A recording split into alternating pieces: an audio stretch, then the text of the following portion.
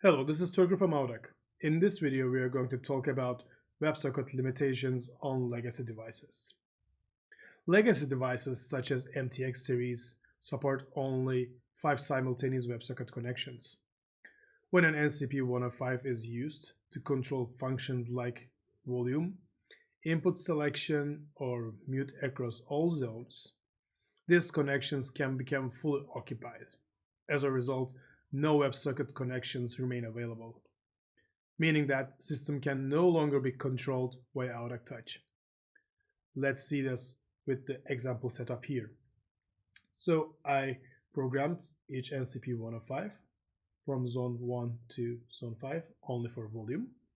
So this is zone 1, zone 2, 3, 4, and 5. So let's try to control those using AUDAC Touch. As you can see, no response. Let's say for zone 3, 4, and 5.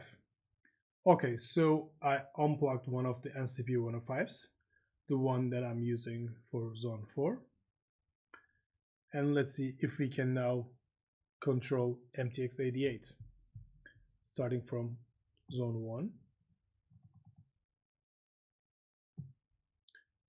This is zone 2.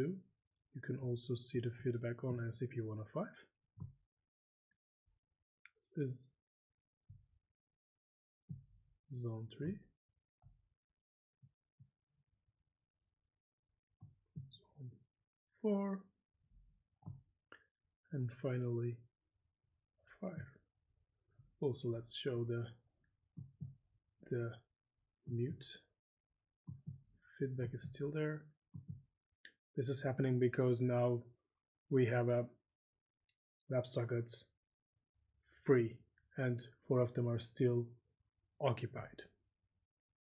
Thank you for watching.